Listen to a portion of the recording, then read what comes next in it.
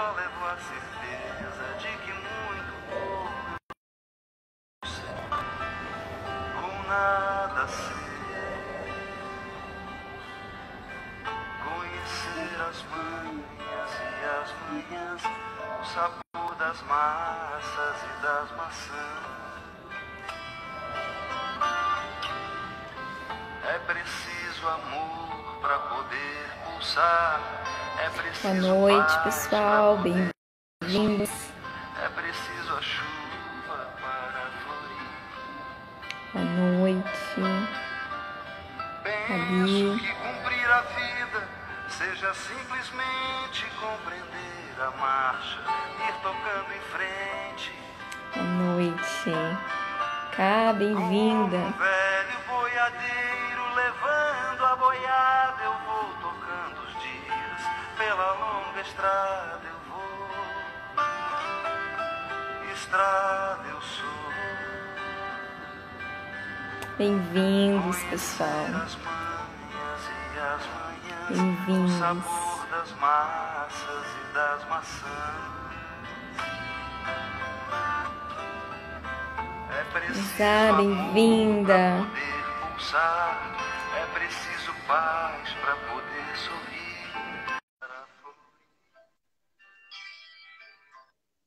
O Padre Afonso já está aqui conosco, está aceitando o nosso convite. Boa noite, Padre. Boa noite, tudo bom? Tudo bem, bem-vindo, Padre. Que alegria, que honra ter o senhor aqui com a gente. Obrigado, igualmente. Está tudo bem com vocês? Com você também? Tudo ótimo. Gratidão por ter aceitado o nosso convite, Padre. Pessoal, sejam bem-vindos. Boa noite, Jussi, Fabi, Cá, sejam todas bem-vindas. Rodolfo, bem-vindo, querido. Carla, muito bom. Padre, nós estamos aqui hoje, então, para adentrarmos juntos as sextas moradas, mergulhar no tipo 6 do Enneagrama. Mais do que ler e estudar sobre os tipos, ouvir sobre as pessoas que se identificam com aquele eneatipo nos faz crescer muito. Porque nada como falar com o tipo 6 do Enneagrama, que vive na pele todos os dias as questões centrais desse eneatipo, para compartilhar com a gente o que é ser um 6, né? O que é experimentar dessa paixão, dessa virtude, dessa ideia sagrada. Por isso, então, essa nossa jornada, né, Padre? Já estamos, então. Vamos lá. Ok. Pessoal, boa noite. Pessoal que está chegando agora, bem-vindos. E nós vamos começar, então, lendo um trecho do livro do meu Castelo Interior e o Enneagrama, um trechinho das Sextas Moradas, né? É um trecho, é a única vez em que o anjo que acompanha essa personagem central desse livro fica um pouco bravo com ela. Não chega a ser ríspido, mas chega a ser mais firme com ela nas palavras. E eu vou ler esse trecho para vocês. É um trecho, então, das Sextas Moradas, um capítulo que é dedicado ao tipo 6 do Enneagrama. E eu queria que você, que está nos assistindo, pensasse agora em algo que você tem muita dificuldade de acreditar que você consiga alcançar na sua vida. Seja um objetivo, um sonho, algo que você não acredita que pode dar certo, algo que você acredita que esteja distante de você. Parece que você tem a sensação de que por mais que você lute, eu não vou conseguir alcançar isso. E pode ser qualquer coisa que venha no seu coração, na sua mente, um problema difícil de se resolver, um medo, um receio. E ouça, então, esse trecho. Então o anjo me disse: qual o tamanho da sua fé, afinal de contas? Não é ver para crer, é crer para ver. Não é assim que dizem? Quanto tempo mais você precisa para, enfim, decidir descobrir o tamanho da sua coragem? Sozinha, você não conseguirá mesmo. Você não tem força suficiente, nem mesmo eu. É uma força que vem de Sua Majestade, que está em você e que precisa acessar, compreende? A sua força te assusta bem mais que a sua fraqueza. Sua coragem, muito mais que o seu medo. No fundo, você bem sabe quem é você e quem habita no centro do seu ser. Aquele que te guarda jamais adormece. Confia, apenas confie de todo o seu coração. O primeiro passo é sempre o mais difícil, mas depois os medos vão diminuindo. Acredite em mim.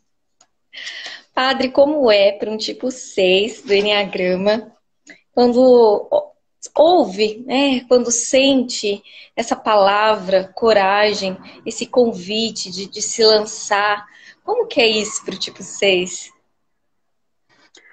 Olha, Camila, é uma dificuldade grande.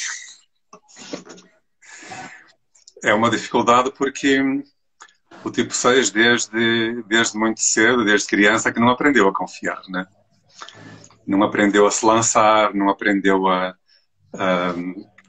se aventurar nos movimentos da vida, das coisas, no encontro com as pessoas, assim, de uma forma fluida, leve. O tipo 6 não aprendeu a fazer isso, né? Não sabe fazer isso. Vai aprendendo. Vai, a duras penas, a vida vai lhe ensinando devagarinho. E passa a vida toda e ele vai continuar não sabendo muito, a maioria das coisas nessa arte de confiar. Não entendo muito da arte de confiar, entendo de outras coisas, né? Mas na arte de confiar é muito difícil. E eu falo por mim e quem conhece o Enneagrama e as pessoas que nos estão assistindo aqui que sabem que conhecem o Enneagrama e que sabem do tipo 6 e dos outros tipos, sabem que o tipo 6 é o que tem mais dificuldade em confiar, né? Confiar nos outros e confiar também em si mesmo. Sobretudo, confiar nas imensas potencialidades que carrega dentro, né? Há muitos níveis, é um poço de muita coisa que o tipo 6 carrega e que ele é o mais desconfiador disso, né? E por isso é que eu digo, como é que é isso? Foi a pergunta que você me fez, é difícil, é muito complicado, né? É muito difícil. E, claro que depois nós vamos encontrando algumas estratégias, o Enneagrama também nos vai dizendo, vai nos apontando alguns caminhos, né? As pessoas, os amigos, aquele em quem a gente confia mais, alguém em quem a gente, digamos, utiliza como interlocutor assim mais vezes para todos os momentos mais desafiadores, mais difíceis, né? Pronto. E a gente vai descobrindo que dá certo, que é possível, e depois a vida vai nos empurrando para a frente, na maioria das vezes, né? É a vida que vai empurrando muitas vezes, porque se o tipo 6 for a confiar só nele, ele trava, na maioria das vezes ele trava, né? Então tem que confiar na vida e nos movimentos da vida e das coisas e nessa fluidez toda que vai acontecendo. Então, ainda bem que a vida é benevolente com todos os tipos e também com o tipo 6, né? Eu acho que é também essa a experiência que eu tenho, né? A vida é muito benevolente, apesar das desconfianças, do travamento, do 6. A vida vai abrindo os horizontes e o tipo 6 vai aprendendo, né? E isso também tem acontecido comigo, né? Que lindo. Padre, eu vejo nessa vocação, né, do sacerdócio um ato de muita coragem, de muita, porque é realmente lançar o barco, é uma entrega total e imparcial de si. Pode falar um pouquinho para a gente nesse gesto tão corajoso, tão bonito de entrega total, porque é realmente um se lançar. A vocação do sacerdócio é um se lançar, uma grande responsabilidade que é confiada. Fala um pouquinho para a gente, compartilha como foi essa decisão, esse lançar, porque eu vejo um dos gestos de coragem mais belos. Bom, pode ser, assim, de fora pode ser um gesto de coragem, né? E depois de muitos anos, já sou padre há uns 32 anos, mais ou menos, né? E olhando para estes 32 anos, eu hoje vejo que fui muito corajoso, né? Porque há tanta coisa que já passou por estes 32 anos e tanta, sobretudo desafios, como é normal, que acontecem na vida de todas as pessoas, de todas as vocações, né? E qualquer estado de vida, qualquer profissão engloba essa parte de oferecer desafios constantemente para as pessoas que abarcam, que abraçam um modo de vida, uma profissão, uma vocação, seja lá o que for, né?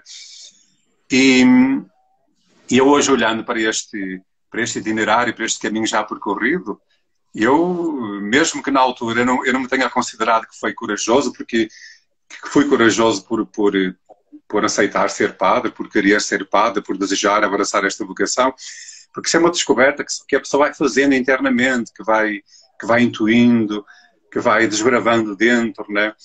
E que vai discernindo naturalmente, né? E o processo, até o coração dizer, mesmo que para o tipo 6, o coração nunca diga totalmente, olha isso, podes ir sem medo, né?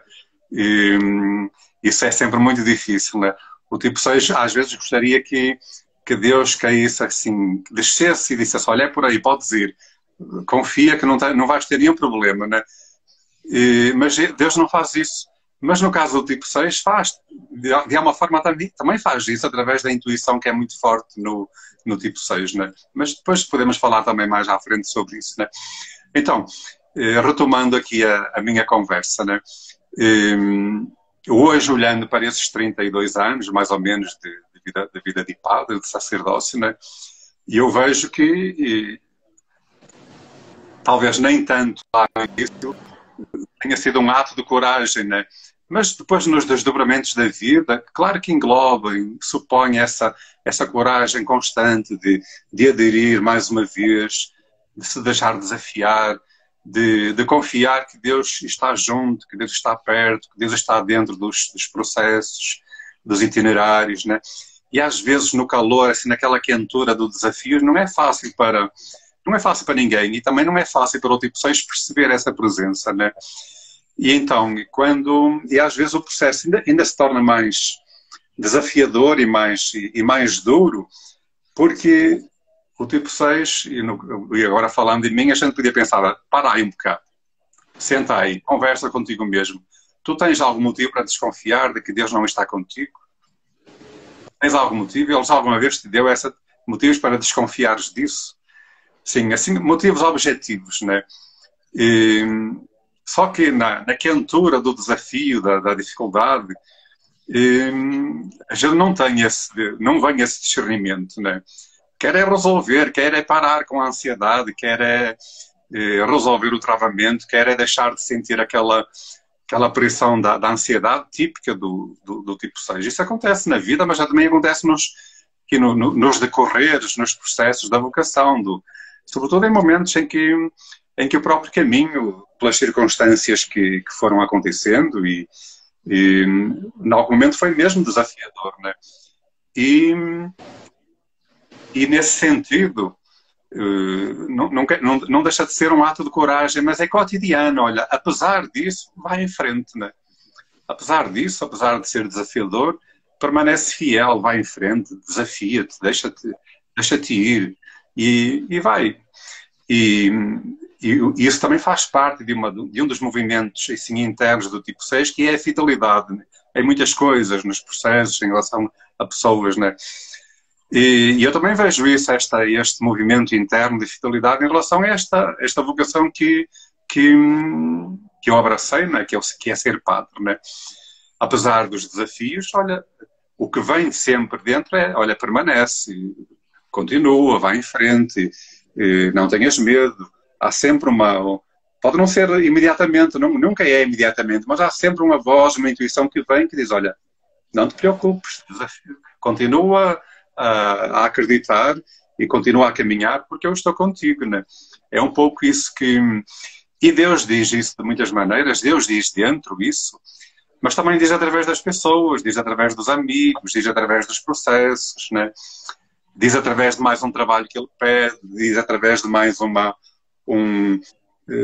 coisa que o reino, que as pessoas, tanto que aquilo que é o serviço normal de um padre, também dentro daquilo que nos é específico na nossa comunidade.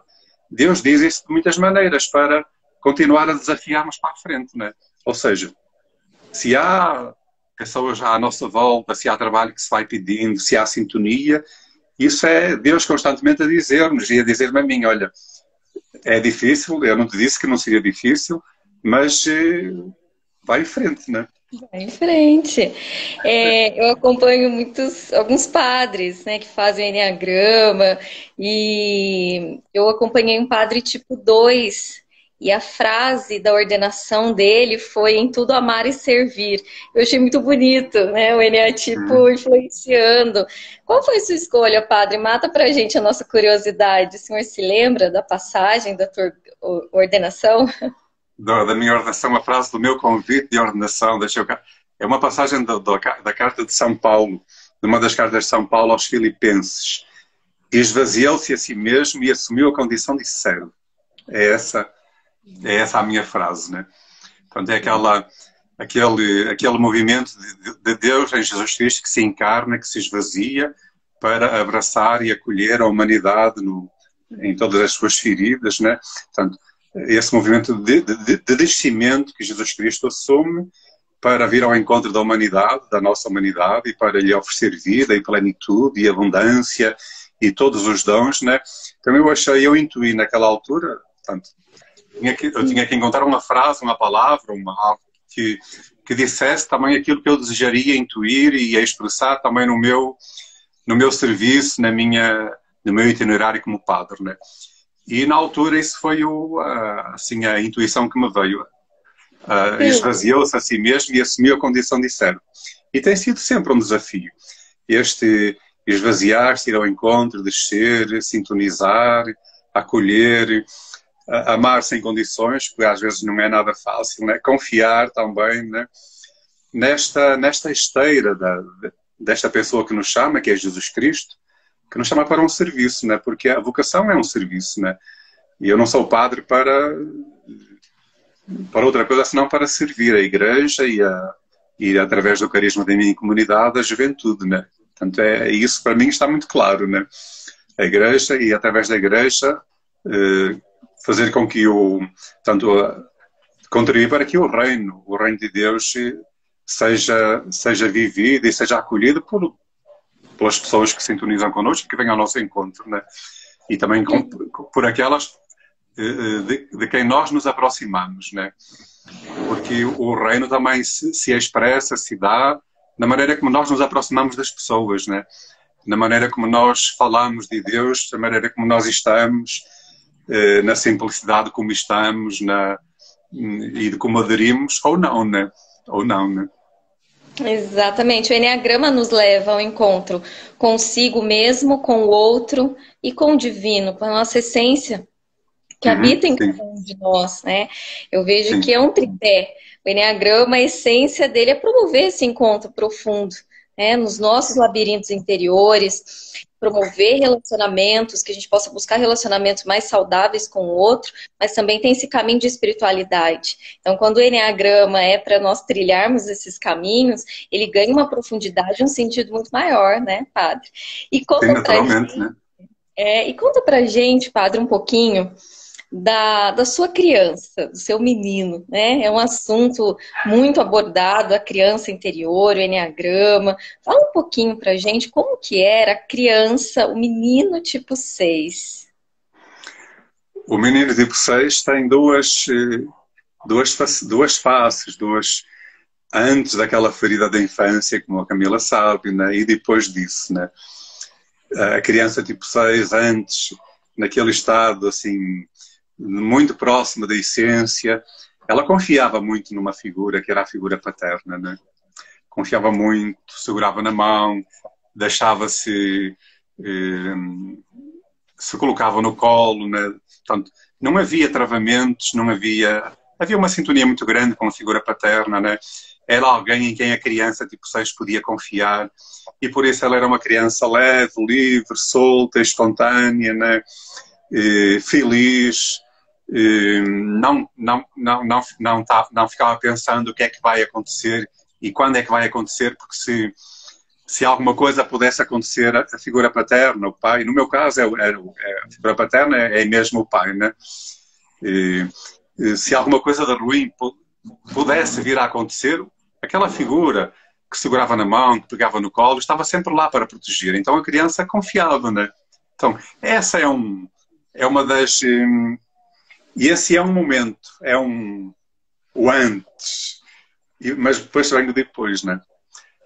Um dia houve um corte assim, grande, abismal, assim, nessa relação de confiança, né? Pode ter sido sem grandes motivos, e eu hoje, olhando para a presença do pai na minha infância e depois na vida adulta, na adolescência, juventude, e agora já na vida adulta também, e ele mesmo também, eu já tive a oportunidade de dizer noutras vezes, noutras partilhas, ele tinha consciência disso e tinha consciência do quanto uma atitude dele ou duas, que depois foram todas muito parecidas, né? O quanto isso o ajudou a determinar aquilo que viria a ser a minha personalidade, seja. Ele tinha consciência disso, né? E eu achei isso muito interessante, até porque ele tinha algumas noções de enneagrama, como ele vivia muito próximo de nós e da comunidade, ele tinha algumas sintonias com isso e em algum momento ele também ficou a saber alguns conteúdos, né? Então ele começou a cruzar as coisas e aquilo que ele escutava e aquilo que lhe explicavam, né? E um dia ele vai-me pedir perdão por essas atitudes, né? E eu disse, olha, pai, não é preciso pedir perdão, né? É aquilo que a gente diz hoje. Nenhum de nós precisa culpar o pai, a mãe ou os adultos do seu entorno na infância, né? Por ter sido, por algum evento, ter desencadeado aquela ferida original que depois ajudou a estruturar a personalidade, 6 ou 7 ou 8. Nem nós temos que nos culpar, nem nós temos que culpar os adultos, ou aquela figura paterna ou materna da nossa infância, né? Então eu tive que lhe dizer, olha, tenha paciência, mas você não precisa me pedir perdão, né? Mas eu acho que foi na simplicidade dele, foi o jeito que ele encontrou, por aquilo que ele vinha intuindo. Pronto, mas isso... E depois nós conversávamos algumas vezes sobre o assunto, né? Mas a verdade é que, mesmo que não tenha sido assim um evento assim grande, uma coisa extraordinária, a verdade é que a confiança se quebrou, né? Se esta pessoa que era o meu pai, a figura paterna, em quem eu confiava tanto, que me segurava na mão, que me pegava no colo, que quando eu via, eu já abria os braços para me lançar nos braços dele, de repente me censurou, me castigou por uma coisa que eu não fiz. E hoje eu relembro os eventos, coisas que eu não fiz, que não tinha nada a ver.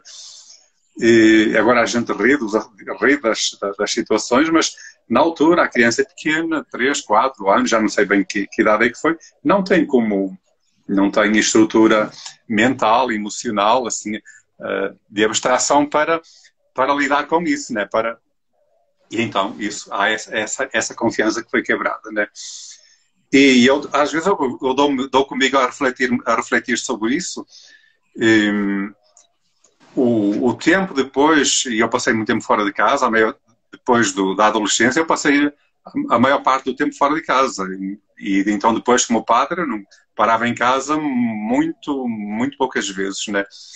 E talvez também por isso.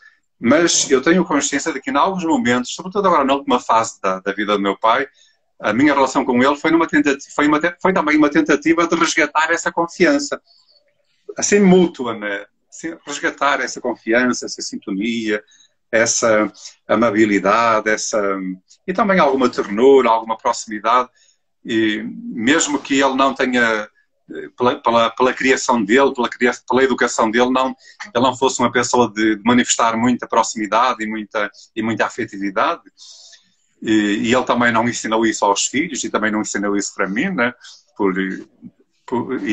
Por causa disso, né? Mas eu tenho consciência de que nos últimos anos, né, eu fiz um esforço para procurar resgatar essa proximidade, essa confiança, essa sintonia com a figura paterna, né? E ele partiu e eu estou de consciência tranquila em relação a isso, porque foi um caminho que nós fomos fazendo e que eu fui fazendo também, né? Mesmo que às vezes voltasse, e volta muitas vezes, né? E eu hoje recordo de situações, mesmo que às vezes voltasse aquela ferida, a mesma dor dessa situação que que a censura ou o castigo, ou não ter confiado em mim, ou não ter confiado nas minhas palavras, motivou lá na infância, né? Tantas vezes eu lembro que, por coisinhas pequenas, por situações miudinhas da vida, na relação com o pai, essa ferida era acordada, né? Era acordada.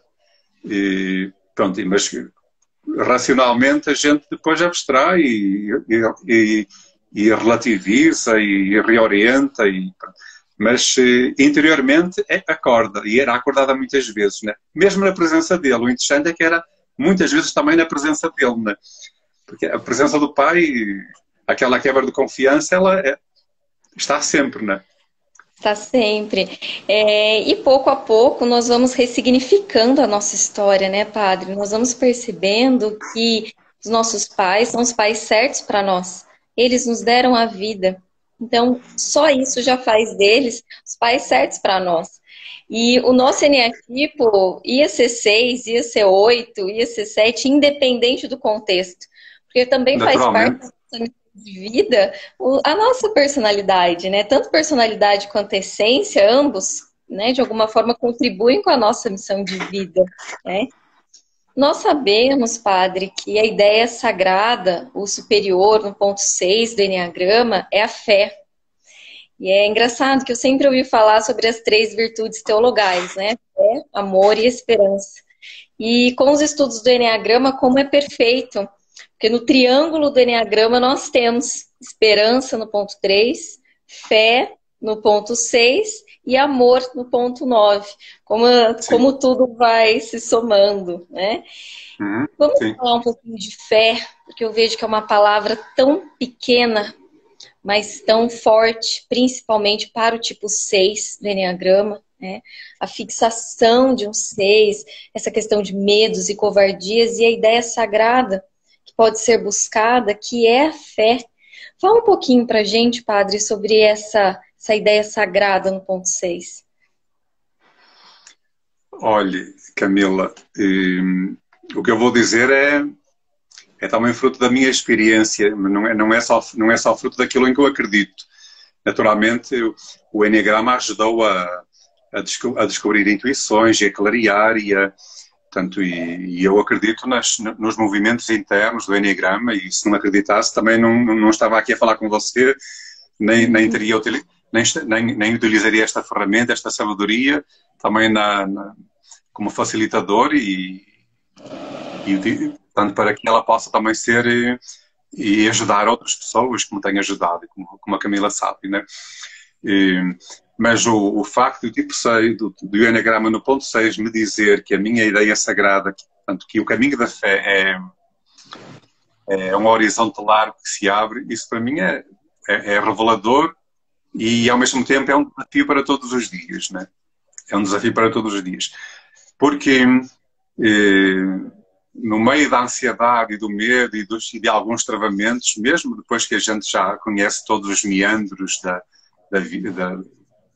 das situações em que facilmente o tipo 6 se deixa cair, mesmo sabendo que pode acreditar, pode confiar, continua não sendo fácil, né? E não é fácil, sobretudo, apertar aquela mão do divino que está dentro de nós, essa mão silenciosa, escondida, porque um dia nós deixamos a mão solta do Pai, né? E depois passamos algum tempo da vida achando que nunca mais iríamos apertar a mão do Pai. E como eu disse há pouquinho, eu passei os últimos momentos da vida do Pai tentando novamente fazendo esse processo de apertar a mão dele e voltarmos a confiar, né? Mas na relação com Deus, portanto, o desafio da fé no caso do tipo 6, e é para mim também muito forte, eu sinto isso muito forte, é o desafio de apertar essa mão que está dentro dessa presença silenciosa e amorosa e que nos abraça constantemente, que é Deus presente em nós, né? Que é mais dentro do que qualquer outra coisa, que é mais, mas que é escondido, que é silencioso, que não nos impacta do jeito que a gente gostaria que impactasse, né? Que não aparece, que não cai do céu aos trambolhões, mas que é que é uma presença silenciosa. Mas que para o tipo 6 gostaria que fosse essa segurança assim, em todo momento, a toda a hora, que fosse uma presença visível, né? Mas não é uma presença visível. Então o desafio para mim é apertar essa mão escondida dentro do coração, né? E não é fácil, porque a gente gostaria de apertar a mão de alguém fora, porque fora a gente vê. Fora a gente tem a mão de um amigo, e hoje é muito mesmo que o amigo esteja distante, a gente aperta-lhe a mão e o coração e dá-lhe um abraço de muitas maneiras, né? Mas Deus, nesta aventura da fé, no caso do tipo 6, não é tão linear assim, né? E é muito difícil, né? E eu volto a repetir, para mim apertar a mão e lançar-me no colo de Deus presente dentro é extremamente difícil, né? Porque a gente não aprendeu a confiar nas pessoas e confiar em Deus. Até confiamos, mas confiando, desconfiando, né? Perfeito. Agora, eu faço esse movimento de confiança, e eu também já tive a oportunidade de partilhar isso outras vezes, eu faço esse movimento de confiança nesta presença, muito assim, às vezes, quando eu me coloco numa situação de olhar, um olhar místico sobre a vida, né? Sobre as situações, sobre o percurso feito, sobre os caminhos percorridos, né? E quando eu, assim, num olhar assim mais místico sobre a vida, eu percebo que Deus está presente, né? Então vem essa consciência, olha, não precisas ter medo, Ele está dentro da vida, Ele está dentro do coração, então podes confiar assim, sem nenhum problema, né? Sem nenhum problema. Mas isso é quando a gente faz esse olhar retrospectivo sobre a vida, assim, um olhar mais contemplativo, mais orante, mais silencioso, que nós também precisamos fazer muitas vezes, né? Não é só por ser padre, mas é por qualquer pessoa crente, assim, na esteira da espiritualidade, precisa olhar para dentro nesse olhar contemplativo sobre si mesmo e sobre as presenças das pessoas e também sobre a presença de alguém maior do que ela e maior do que tudo, né? E então quando eu faço isso eu percebo, e então isso aí se transforma num convite. Não tenhas medo, né? Não tenhas medo, vai em frente, confia porque eu estou contigo, né? Legal. Padre, o tipo 6 tem uma variação, né? Então nós temos tipo 6 que são fóbicos e nós temos tipo 6 que são contrafóbicos. Para quem está nos assistindo e não ouviu falar, né, dessa variação do tipo 6, o tipo 6 fóbico é aquele que se retira, é aquele que evita as situações de medo, de embate. Eu gosto da expressão que o padre Domingos usa, é um tipo 6 mais meigo, né? O tipo 6 fóbico. E o tipo 6 contrafóbico é aquele 6 que se atira contra o medo. É aquele tipo 6 que é aquele falso valentão que assume, mas que por dentro está com muito medo. A sensação é, deixa eu acabar logo com isso, deixa eu enfrentar tudo logo, para eu acabar logo com isso. Nós ainda temos um terceiro subtipo que vai um pouquinho pra gente do seu subtipo, né? Fóbico, contrafóbico. Falar um pouquinho pra gente sobre isso? E teve aqui um momento em que travou a última fala, as últimas duas frases da Camila, travou aqui, eu não Não, vou repetir, pode ficar tranquilo, tá? O fóbico e o contrafóbico, até aí eu percebi. Agora, depois, daí para a frente, é que travou aqui um pouquinho. Isso. Aí eu pedi só para o senhor falar um pouquinho pra gente, né? Se o senhor é mais fóbico, mais contrafóbico. Tá bem. Olha, Camila, eu não sou nem uma coisa nem outra, eu estou estou aí no meio do caminho, né? Porque o meu subtipo, o tipo 6 de ver social, né? Ele se movimenta entre esses dois polos. Tem umas vezes em que é mais fóbico e outras vezes em que é mais estouvado, mais contrafóbico, né? Então eu me vejo aí fazendo esse caminho entre os dois polos, entre as duas atitudes de covardia, de retirar, de dizer, oh, isto não é comigo, eu não vou agora me chatear com isso, vou deixar por conta de alguém. E também, olha, o que eu quero agora, não vá, está difícil de enfrentar a situação, a ansiedade está a mil, então vamos logo de uma vez, né? Isso pode ser por atitudes, pode ser por palavras, ou pode ser por palavrões, ou seja lá de que jeito for, né? E vai, né?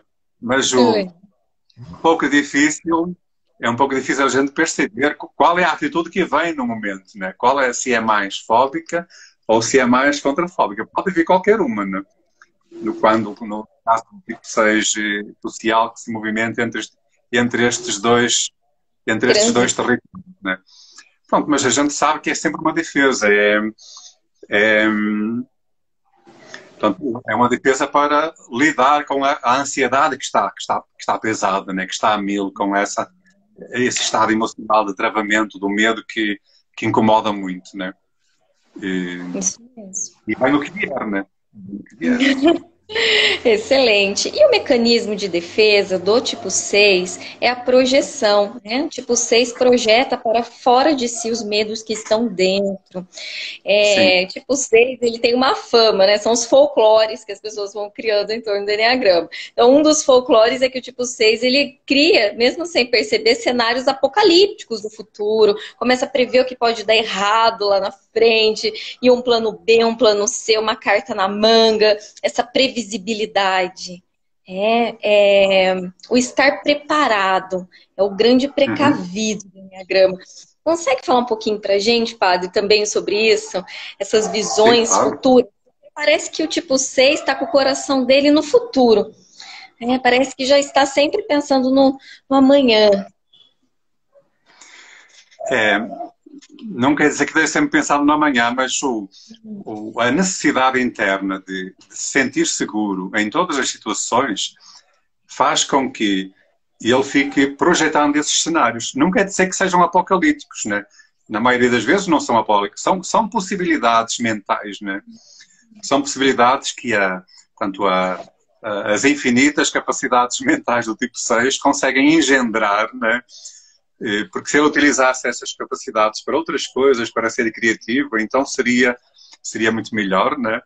Seria muito melhor, mas utiliza estas capacidades para pensar no plano A, no plano B, no plano C, no plano D, porque pensando em tudo, o tipo 6 pensa assim, ou intui assim, é uma crença interna, olha, se eu estiver preparado para tudo, o que vier, seja lá o que for, eu dou conta, né? Eu tiro de letra, né? Então, só que depois o tipo 6 percebe, e eu percebo isso tantas vezes também, né? Que não precisava estar gastando tanta energia com isso, né? Não precisava ficar catastrofizando, não precisava ficar contando com o pior, que é um pouco isso que nós fazemos, né? A gente fica contando com o pior. E com isso gasta-se muita energia e internamente a gente coloca rótulos nas pessoas, né? Porque não é isso, o Eneagrama não diz do tipo 6, mas é o que acontece, na verdade. Porque nesse mecanismo interno de projetar cenários, a pessoa, o tipo 6, acaba colocando rótulos por dizer imaginando coisas e possibilidades e interações dos outros em situações absurdas e escabrosas e que não têm nada a ver. Portanto, vai rotulando e vai desintonizando ou descriando pessoas ou colocando-as de escanteio, tudo mentalmente, né? Porque depois na prática não há necessidade disso, né? Tudo isso mentalmente. Porque ainda bem que depois na prática isso não acontece, porque seria um caos, né? Seria muito caótico, né? Para o tipo 6 e para os relacionamentos, para a vida comunitária, para o dia-a-dia, eu imagino também num ambiente profissional, seria caótico, seria grave até, se aquilo que o tipo 6 projeta, imagina, se realizasse. Não é possível, não tem nem como isso acontecer, né? Não faz, tem nem a menor... Não. Agora, o tipo 6 sabe disso, e eu sei disso, mas quando dá conta já está escorregando outra vez nesse mecanismo, né? E escorrega-nos nas situações mais inusitadas, nos momentos em que devia estar pensando, ou não devia estar pensando em nada, ou devia estar rezando, ou devia estar quieto, silencioso, e lá vem o mecanismo de novo, né? Quando dá conta, já está outra vez, já está refém outra vez desse mecanismo, né? E é muito complicado, né? É complicado, mas depois eu já aprendi a gente já conhece os mecanismos, portanto, não quer dizer que a gente consiga fazer isso sempre, né?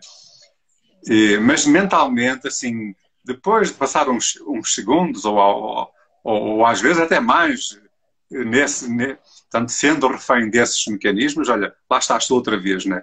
Larga disso. Pronto. Aí vem a objetividade, né? Essa objetividade que no caso do tipo 6 é muito precisa para os outros, na relação com os outros, com os ambientes, né? E eu sei que eu sinto isso muito forte também. A gente é capaz de fazer leituras muito objetivas de pessoas, de estados de alma, de situações da vida, com muita precisão, né? Mas é para fora, para os outros, né? Agora, para dentro é mais difícil. Mas quando eu me pego, né, nessas situações de idealizar cenários ou projetar coisas apocalípticas, como a Camila falou há pouquinho, né?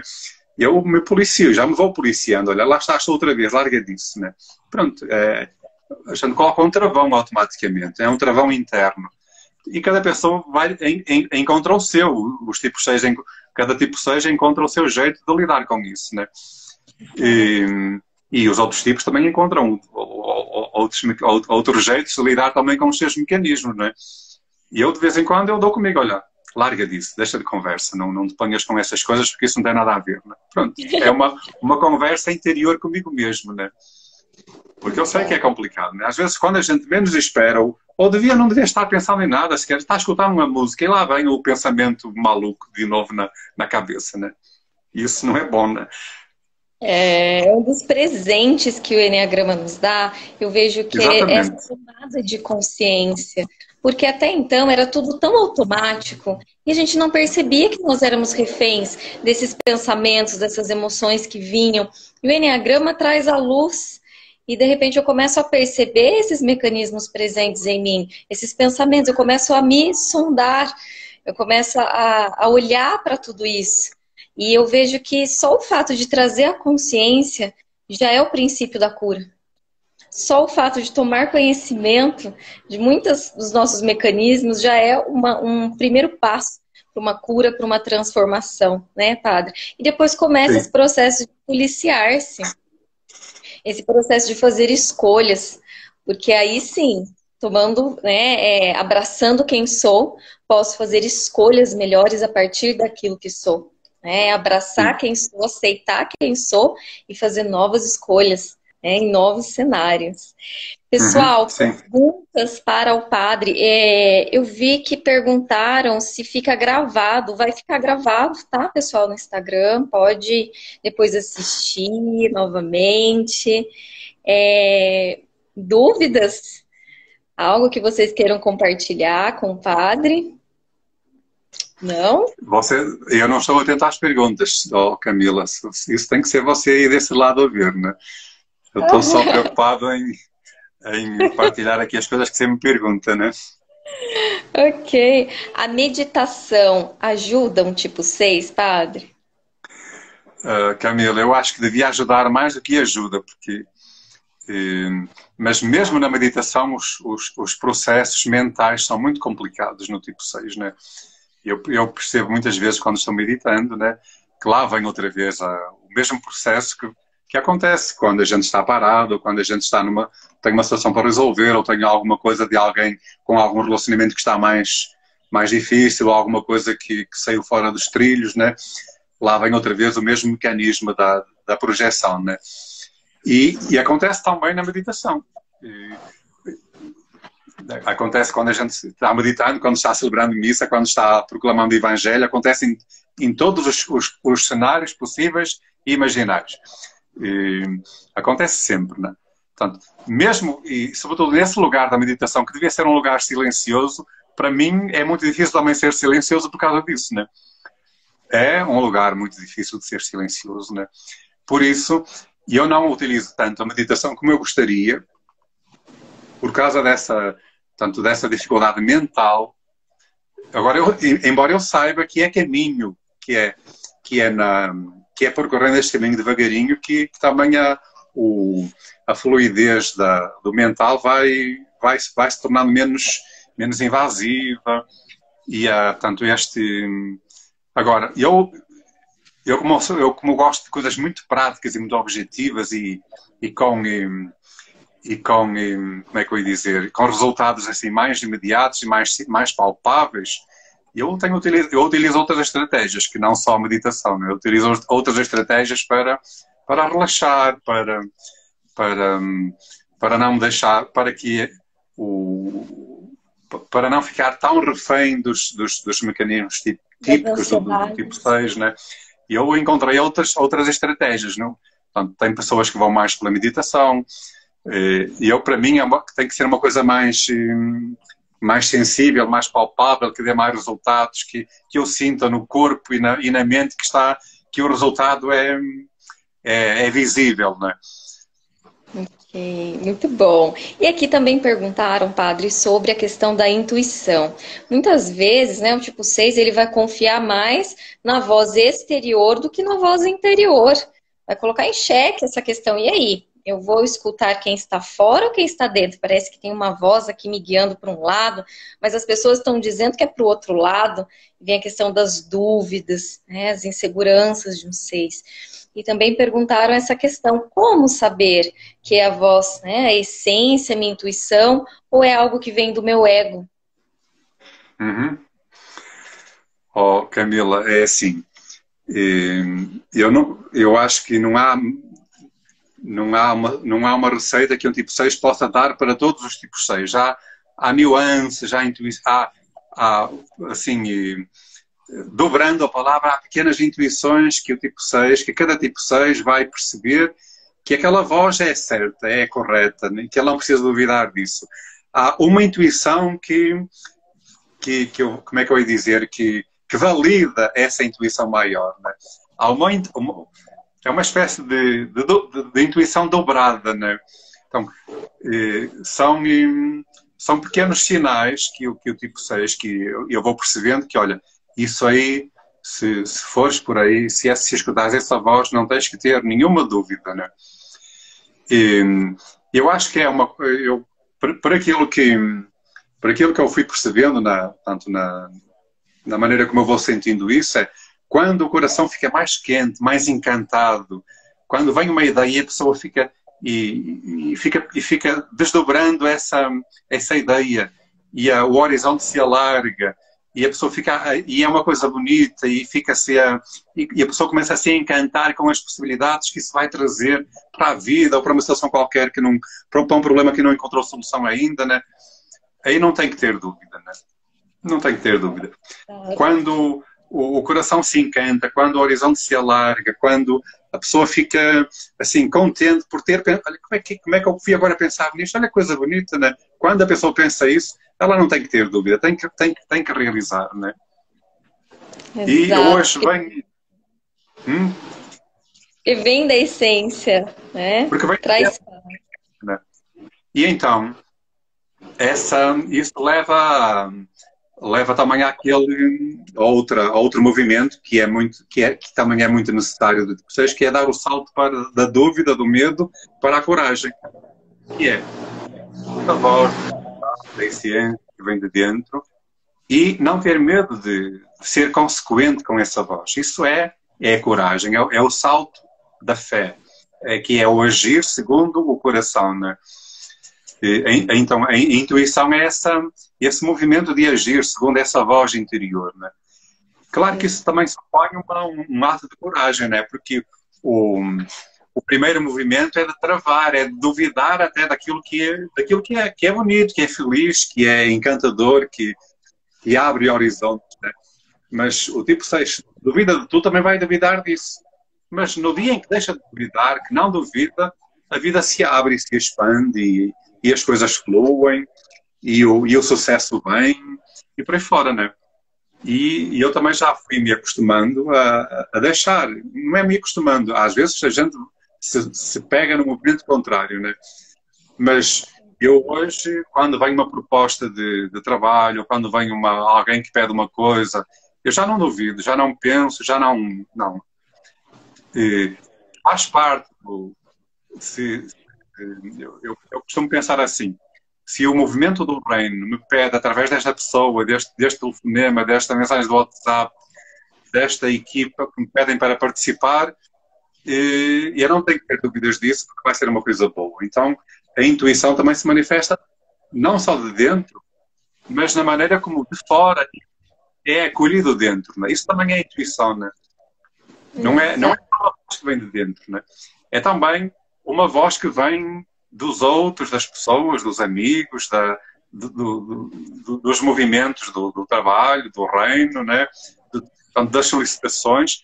A intuição também se manifesta dessa forma. Né? Se vem, vamos aderir. Né? Se bem, vamos aderir. E não tem que ter, não tem que duvidar disso, não tem que ter medo. Né? Eu hoje já vou muito por aí. Depois, claro, que depois vai dar trabalho, vou ter que estudar, vou ter que aprofundar, vou ter que me preparar. Olha que se lixe, né? Questão, né? Mas esse não tem problema. Depois é né? Então, não é? Depois que o sim foi dado. Depois que o sim foi dado. Exatamente. Então vamos em frente, né? Vamos em frente, né? Na dúvida, opte por aquilo que te traz paz, né? No fundo, nós sempre sabemos se nós estamos no lugar certo, junto às pessoas certas. A alma sente. E quando nós não estamos entre as pessoas certas, quando a gente está muito fora desse movimento natural, a gente sente. O coração avisa, o corpo avisa, né, que nós estamos meio fora ali de contexto. A Mayara, ela que também é uma tipo 6, padre, ela colocou aqui, olha, eu também não consigo meditar, não. Quais estratégias que o padre usa? Ela quer saber quais são suas estratégias para ela tentar também. Aí as outras estratégias, além da meditação? Além da meditação. Oh, Camila, então eu vou dizer. Eu tenho duas ou três estratégias, né? Uma delas é ter um hobby, é ter uma coisa que me relaxa, né?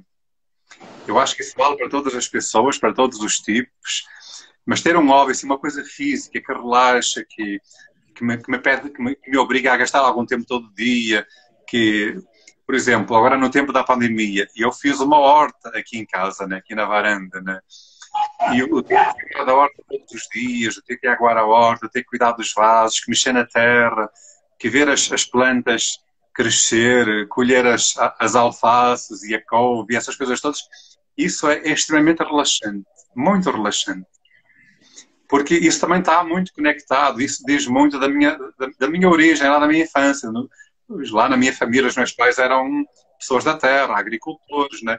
Então, eu cresci andando descalço no meio das terras, dos campos lavrados, né? E mocejando de terra, né? Então, hoje eu percebo, isso para mim é muito... eu não tenho que duvidar disso nunca, né? Hoje é muito...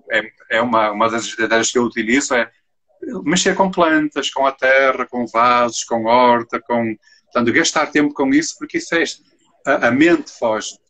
Portanto, os processos mentais ficam, digamos assim, em suspenso, né? Já não penso em nada, né? Portanto, aquela meia hora ali, ou uma hora, às vezes gasta mais, né? Agora, como a gente tinha mais tempo de ficar em casa, aqui os tempos de Covid, trouxeram-nos para dentro de casa, né?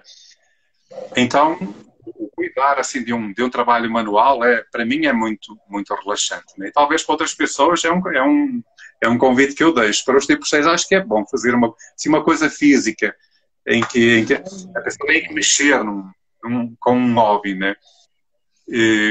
Outra coisa, um outro hobby que eu tenho e que eu não consigo fazer muitas vezes, até porque aqui em Minas não é fácil, é o hobby de ir à pesca, né?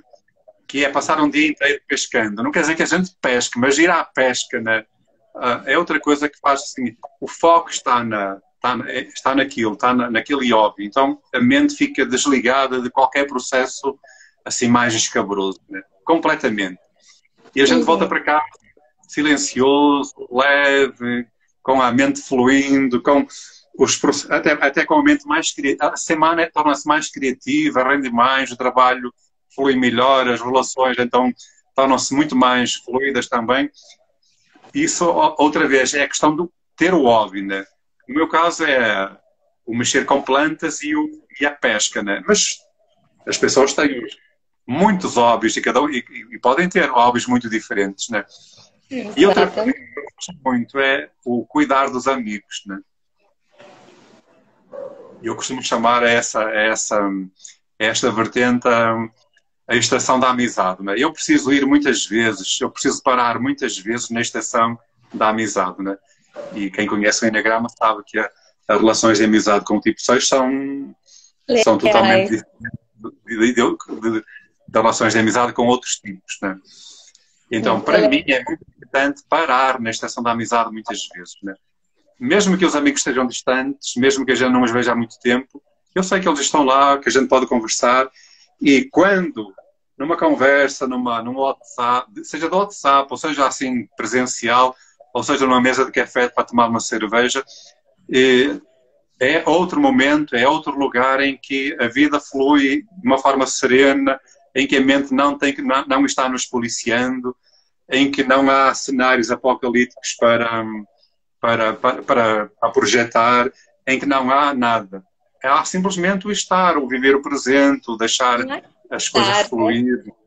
Excelente, então, aquietar mente, aquietar coração e viver o momento presente, né? Lindo. Então, o hobby, para mim, ajuda-me a trazer para o presente, muito, muito. E as amizades também, né? As amizades também. Então, eu utilizo isso mais do que a meditação. Embora eu acredite que no valor espiritual e também na arrumação interior, não só do tipo 6, mas dos outros tipos, né? Como caminho de crescimento e de aceitação e de acomodação e como trilha também nesse mundo da espiritualidade. Eu acredito também muito nisso. Mas mentalmente a meditação para o tipo 6 é muito complicado. Né? A Maiara, ela sabe. Excelente. Padre, nós só temos mais 1 minuto, o Instagram vai nos derrubar. E eu quero agradecer. Boa! Nós precisamos marcar mais lives, né? Nós ficaríamos aqui muito mais tempo te ouvindo. Que delícia, quanto aprendizado, quanta riqueza, quanto a gente aprendeu nesses poucos minutos compartilhando com o Senhor, quantos aprendizados.